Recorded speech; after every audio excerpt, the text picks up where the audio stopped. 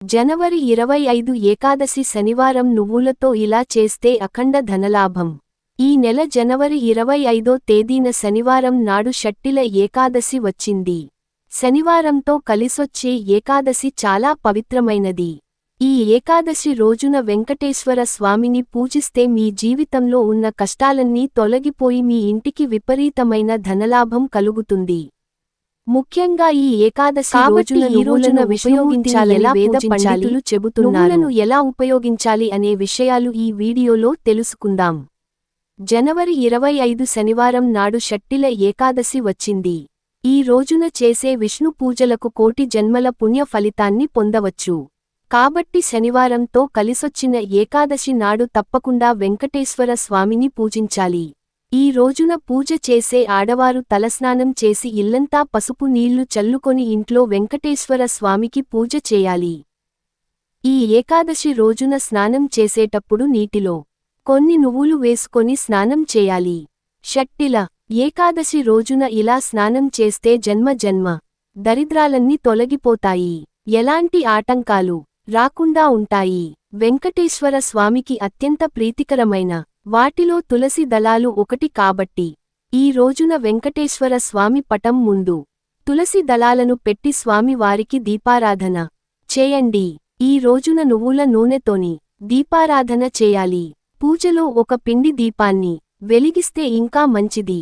అప్పుల సమస్యలతో బాధపడేవారు 11 యాలకులను ఒక దారానికి గుచ్చి మాలను తయారుచేసి వెంకటేశ్వర స్వామి పటానికి వేయండి. ఇక స్వామివారికి నైవేద్యంగా ఒక బెల్లం ముక్కను నివేదించండి. ఇలా వెంకటేశ్వర స్వామి వారిని పూజించేటప్పుడు ఓం గోవిందాయ నమః అనే మంత్రాన్ని చదువుతూ పూజ చేయండి. చివరగా స్వామివారికి హారతి ఇచ్చి నమస్కారం చేసుకోండి. ఈ విధంగా వెంకటేశ్వర స్వామిని పూజించుకొని ఈ నియమాలను పాటించడం ద్వారా మీ జీవితంలో ఉన్న కష్టాలన్నీ తొలగిపోయి స్వామివారి అనుగ్రహం ఐశ్వర్యం లభిస్తుంది. ఈ షట్టిల ఏకాదశి రోజున నువ్వులను 6 రకాలుగా ఉపయోగించాలట. ఈ 6 విధాలుగా ఉపయోగించలేని వారు కనీసం ఏదో ఒక విధానాన్ని పాటించండి.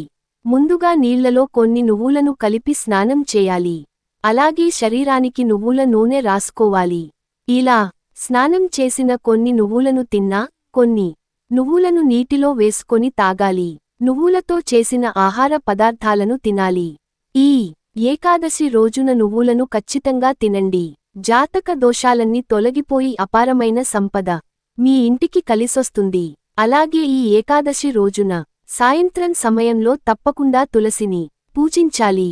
ఈ రోజున సాయంత్రం 6 దాటిన తర్వాత తులసి చెట్టు ముందు ఒక దీపం వెలిగించి తులసి మొక్క చుట్టూ 5 ప్రదక్షిణలు చేసి తులసి మాతకు నమస్కారం చేసుకుంటే లక్ష్మీదేవి ఆశీర్వాదం లభిస్తుంది.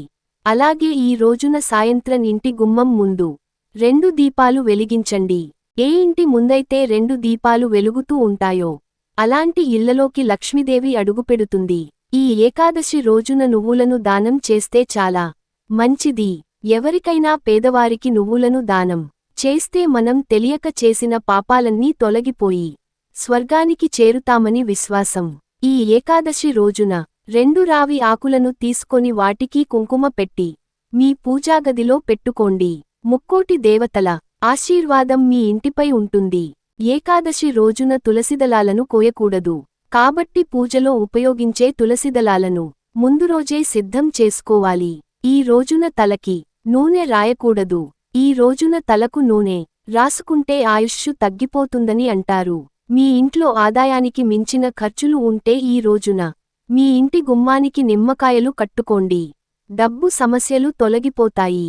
ఈ ఏకాదశి రోజున ఒక పసుపు వస్త్రం తీసుకొని అందులో 7 లవంగాలు వేసి వాటిని మూటకట్టి దాన్ని మీ బీరువాలో పెట్టండి. ఇలా చేస్తే మీ ఇంట్లోకి డబ్బు వస్తుంది. ఈ ఏకాదశి రోజున శ్రీ మహావిష్ణువు రావి చెట్టులో కొలువై ఉంటాడట. కాబట్టి ఈ పవిత్రమైన రోజున రావి చెట్టుకు ప్రదక్షిణలు చేస్తే విష్ణుమూర్తి ఆశీర్వాదం సంపూర్ణంగా లభిస్తుంది. ఈ రోజున విష్ణుమూర్తి ఆలయానికి వెళ్లి ఆలయంలో ప్రదక్షిణలు చేస్తే మంచిది. ఏకాదశి రోజున ఇంట్లో పూజ చేసేవారు ఉల్లిపాయ, వెల్లుల్లి వంటి ఆహార పదార్థాలను తినకూడదు. అలాగే ఏకాదశి రోజున సాయంత్రం సమయంలో పొరపాటున కూడా ఉప్పు తినకూడదు. ఈ రోజున ఉప్పు తింటే అనారోగ్య సమస్యలు వచ్చే అవకాశం ఉంటుంది. ఈ రోజున ఇంట్లో ఉన్న చెత్తను బయట వేయకూడదు. ఇలా చేస్తే మీ ఇంట్లో సిరిసంపదలు కూడా తొలగిపోతాయి. ఈ రోజున పసుపు రంగు వస్త్రాలను వేసుకుంటే జాతక దోషాలన్నీ తొలగిపోతాయి. ఈ రోజున ఒక చిన్న దానం చేసిన సరే జన్మజన్మల అదృష్టం కలుగుతుంది. ఇంట్లో ధన ధాన్యాలకు లోటు ఉండదు.